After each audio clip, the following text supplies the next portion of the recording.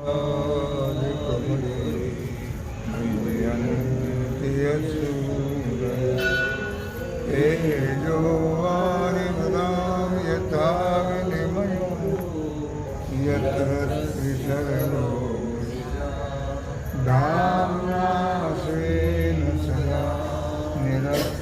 परं सत्यं परं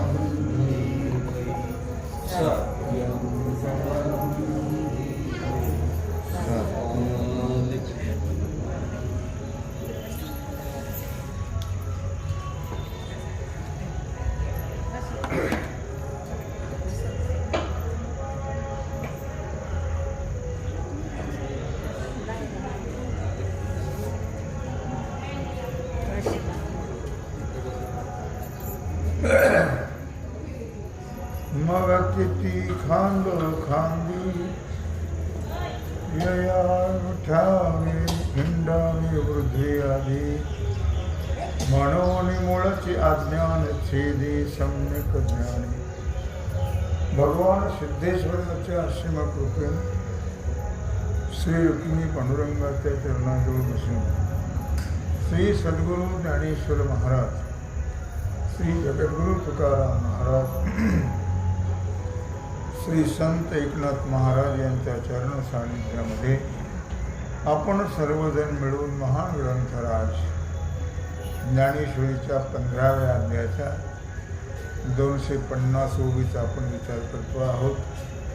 विषय आहे संसार वृक्ष. मग किती खांदो खांदी यया हिंडावे वृद्धी आधी म्हणून मूळची अज्ञान छेदी सम्यक ज्ञाने. मग खांदो खांदी म्हणजे फांद्या फांद्या. मग या फांद्या फांद्याचे जे काही वरचे आहेत काही खालचे आहेत, मग आता किती म्हणून त्याच्यावरती हिंडावं. म्हणून अज्ञान रूपी मूळच याचं जे आहे यथार्थ ज्ञानाने खेदून टाकलं की सगळ्या झाडाचा शोध किंवा सगळ्या झाडावर हिंडण्याची गरज नाही आहे. मूळ छेदलं की त्यात सर्वच आले.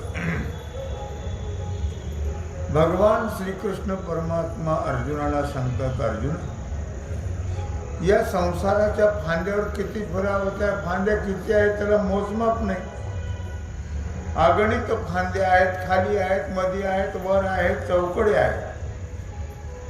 मग किती फिरावं याच्यावरती आणि फिरणं शक्य आहे का. मग त्यापेक्षा सोपा उपाय भगवान अर्जुनाला सांगतात, अर्जुना ज्ञान संपादन करावं. ज्ञान संपादन न करता सकाम पुण्यकर्म ब्रह्मदेवापर्यंत वर आणि पाप करून स्थावर खाली जे काही खालच्या योनी आहेत, पाप करून खालपर्यंत जाता येतं, पुण्य करून ब्रह्मलोकापर्यंत जाता येतं.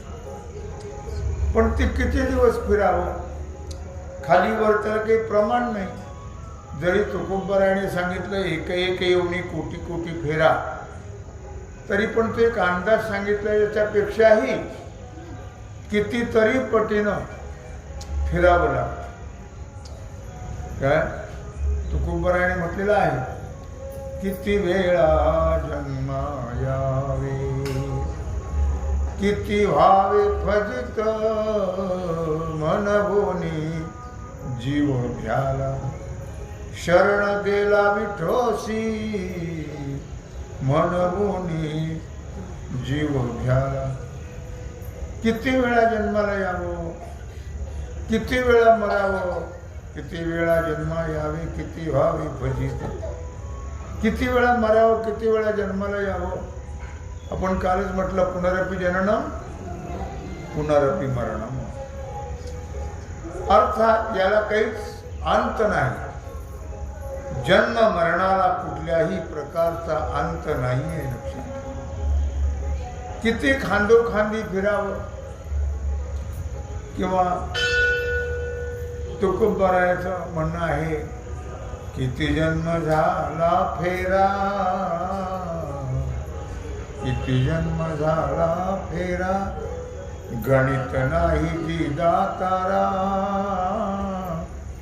पडिलो आवर्ती गोवरा माया जाळी, किती जन्म झाला फेरा, किती जन्म झाला फेरा, अनेक खाणी आहार निद्रा, भयमैथुनाची या भारा, बालत्व तारुण्य जरा, प्रधान पुरा भोग तेथे, ऐसे उल्लंघुनी आलो स्थळे, बहु या भोवंडिलो काळे, आता हे उगवावे जाळे, उजेडावी बळे दिवसाच्या. कितीतरी त्रास, मग हा त्रास जर मिटवायचा असेल तर त्याला एकच उपाय आहे, ज्ञान. ज्ञानाशिवाय हा त्रास मिटला जाणार नाही, नाहीतर अब्जावधी वर्ष पुन्हा जन्म मरणाचं दुःख भोगल्याशिवाय दुसरा पर्याय हो नाही. लक्षात. नाटाच्या अभंगात म्हटलेलं आहे महाराजांनी, बहु जाचलो संसारी, वसे गर्भी मातेच्या उदरी, 184 योनीद्वारी, झालो भिकारी याचक. बहुत जाचलो संसारी, वसे गर्भी मातेच्या उदरी, किती या जन्म मरणाचं दुःख भोगलं त्याला प्रमाण नाही, त्याला अंत नाही.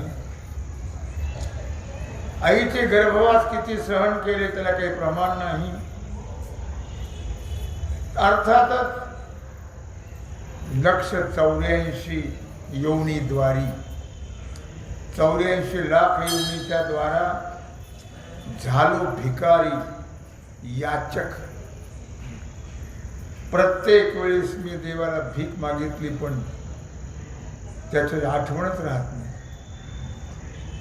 या मानव देहाच्या वेळी सुद्धा, जन्माच्या वेळी भगवंताला भीक मागितली की या दुःखातून मला सोड, मी तुला विसरणार नाही. पण हा विसरतोच, याचा स्वभाव आहे विसरणं. काळ बहुत गेले या आशिया परी, ऐशिया रीती आणि पुढेही नेनो किती. असे किती काळ गेले, किती जन्म झाले, आणखी पुढे किती होणार आहेत कोण जाणे. खंडना नाही पुनरावृत्ती, जन्म मरणाला खंडन नाही आहे. मज कल्पांती तरी वेगळे. या गुणांच्या या प्राप्त होणारं दुःख महाराज सांगताय तुकोबाराय. बहुत जाचलो संसारी, माया मोह जाळाच्या विखारी. खूप खूप खूप या संसारात दुःख भोगलं. त्यात माया मोह जाळ आहे, त्याचा अग्नी आहे, त्या अग्नीमध्ये होरपळलो. त्रिगुणाचे येताती लहरे, तेने दुःखे थोरे आक्रंदलो. कोण समजेल आपल्याला, कोण समजून घेईल. कोणी समजून घेणार नाहीये, लक्षात ठेवा. या दुःखामध्ये कोणीही सहकार्य करणार नाही, फक्त सद्गुरू संत आणि भगवंत. बाकी कोणीही आपल्याला या दुःखातून काढणार नाही, या दुःखामध्ये सहकार्य करणार कोणीही नाही. लक्षात ठेवा. किती तुम्ही आक्रंद केला, कितीतरी दुःख केले, किती बोंब मारली, तरी कोणीही आपल्याला सोडवणार नाही आहे. अशी बरेच प्रमाण तुकोबारायाची खूप आहेत. अर्थात भगवान श्रीकृष्ण परमात्मा अर्जुनाला सांगतात की अर्जुना किती फिरावं रे बाबा, याला काहीच अंत नाही आहे. किती फिरावं याला मर्यादा नाहीये. जर तो अंत करायचा असेल तर त्यासाठी एकच उपाय आहे, एकच उपाय आहे, ते म्हणजे ज्ञान. ज्ञानाशिवाय दुसरा पर्याय नाही. तुम्ही वाटतं ते केलं तरी या दुःखातून सोडवणारं कोणी नाही. आणि कुठल्याही साधनाच्या द्वारे आपण यातून सुटू शकत नाही आहे. त्याला एकच साधन आहे, करा न करा हा मानवाचा प्रश्न आहे. प्रत्येकाची मर्जी आहे. तुम्हाला सुटायचं असेल तर करा. सर्व मानव जातीला माऊली सांगता आहेत, तुमची मर्जी असेल, तुम्हाला जर दुःख झालं असेल, त्याचा अनुभव आला असेल, त्यातून सुटण्याची इच्छा असेल तर करा, नसेल तर भोगत राहा. ज्ञान आणि त्या ज्ञानानेच हा संसार वृक्ष छेदल्या जातो. या ठिकाणी भगवान श्रीकृष्णाने शब्द वापरलेले आहे, सम्यक ज्ञाने. सम्यक ज्ञान म्हणजे यथार्थ ज्ञान. शाब्दिक ज्ञानाला किंमत नाहीये, वैषयिक ज्ञानाला किंमत नाहीये, व्यवहार ज्ञानाला महत्व नाही आहे, तर यथार्थ ज्ञानाला महत्व आहे. म्हणजे यथार्थ ज्ञानानेच या संसाराचं मूळ छेदल्या जातं.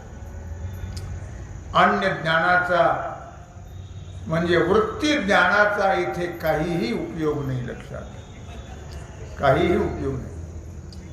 बाकीची जी ज्ञानं आहेत ती फक्त पोट भरण्याची ज्ञानं आहेत. त्याचा याच्याशी काही संबंध नाही. ती ज्ञान यातून सोडू शकत नाही. लक्षात, मागे उदाहरणं दिलेली आहेत. त्या सुताराचं हत्यारच लढाईसाठी त्याचा उपयोग होतो. अर्थात हत्यार आहे, पण सुताराच्या हत्याराने उपयोग होत नाही. त्याच्याकरता तलवारच लागते. काय रंधा, पटाशी, वाकस याचा उपयोग होत नाही. किंवा घराला खिडकी बसवताना ढाल तलवारीचा उपयोग होतो. लढाईच्या वेळी सुताराच्या हत्याराचा उपयोग होतो. आणि खिडकी बसवताना, दार बसवताना सुताराच्या हत्याराचा उपयोग होत नाही. तसं बाकीच्या ज्ञानाचा उपयोग या संसार वृक्षाचा छेद करण्याकरता होत नाही आहे. इथं फक्त आणि फक्त ज्ञानच, यथार्थ ज्ञान, त्याचाच उपयोग. अर्थातच म्हणून यथार्थ ज्ञानाशिवाय तुम्ही कशाचाही प्रयत्न करा यथार्थ ज्ञान सोडून, ते अधिकाधिक गुंतवतं पण सोडत नाही. मागे ज्ञानाला विवेक शब्द वापरलेला आहे. तैसा जव पार्था विवेक नुधवी माथा असं म्हटलेलं आहे. तव अंत नाही अश्वत्था भवरूपाय या. जोपर्यंत विवेक डोकं वर काढत नाही आहे तोपर्यंत या संसाराचा अंत होणं कदापिही शक्य नाही आहे. अर्थातच, आणि म्हणून म्हटलं की जिथं विवेक आहे, म्हणजे जिथं यथार्थ ज्ञान आहे, बस तिथंच मनुष्य पूर्णत्वाला प्राप्त होऊ शकतो, दुःखातून मुक्त होऊ शकतो, संसार वृक्षाचा छेद करू शकतो. एरवी कशानेही होणं शक्य नाही आहे. सम्यक कृत विवेकेन स्फुटत बोधन्यनो विभज्य दृश्य पदार्थत्वं छिन्नति मायाकृत मोहबंधम यस्मात् विमुक्तस्य पुनर्संवृत्ती. योग म्हणजे यथार्थ विवेक, ज्ञान. अर्थात यथार्थ विवेक, दृश्य आणि दृष्टा यातलं स्वरूप भेद दाखवतो. मायेनं निर्माण केलेलं जे अज्ञान आहे त्या अज्ञानाचा जो बंध आहे तो बंध यथार्थ ज्ञानाच्या द्वारा तोडून टाकता येतो.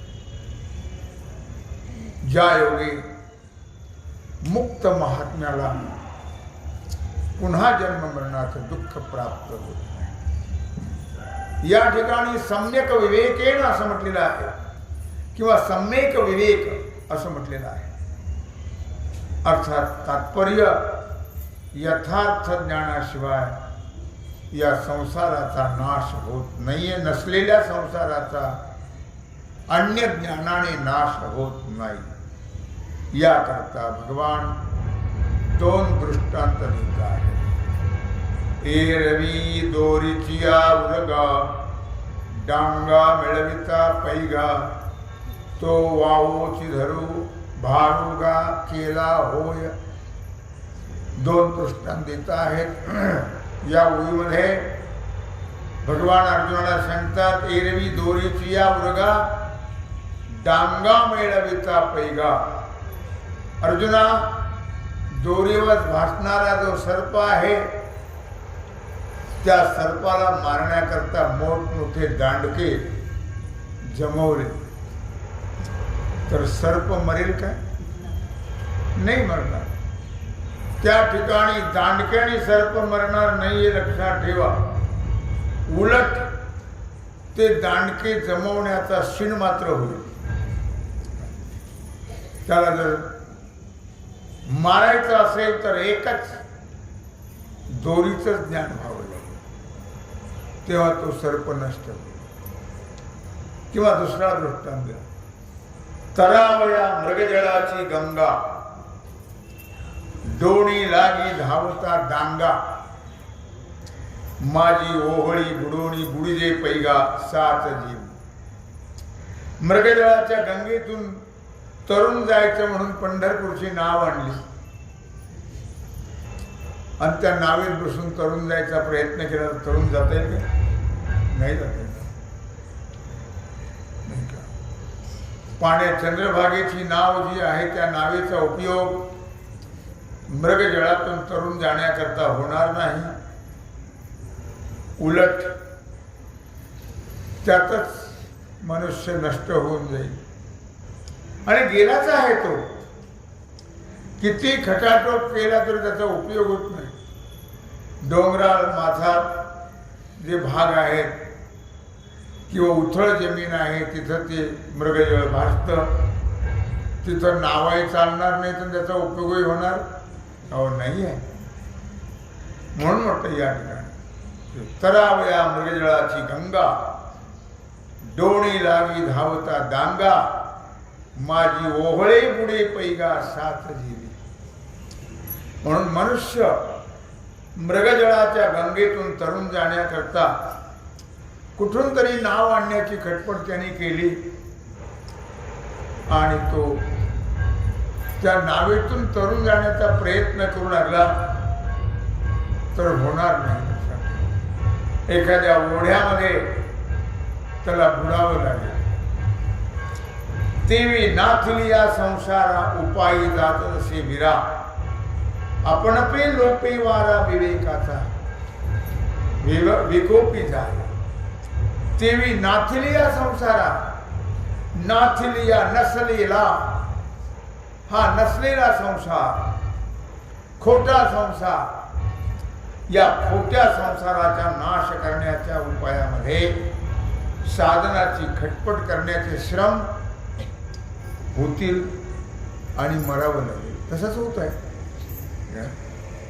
मनुष्याला या खोट्या संसाराचं ज्ञानही नाही, खोट्या संसारातून सुटकाही होत नाही आणि या खोट्या संसाराचा बंध, खोटा बंध तोही तोडता येत नाही. लक्षात.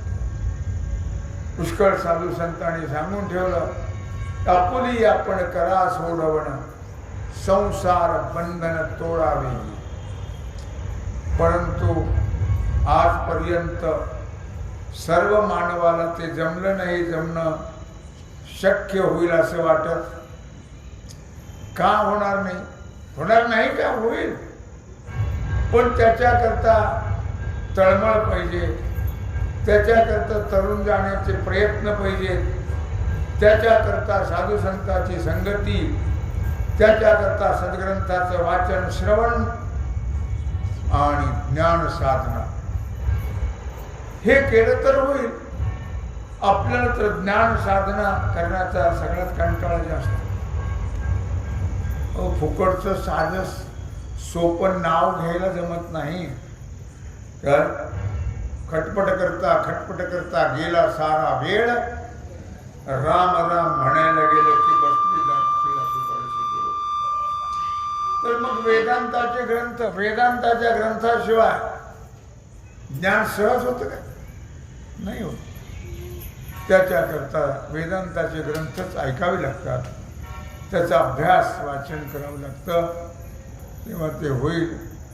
फार ग्रंथ नाही पाहिले तरी विचारसागर एक ग्रंथ आहे.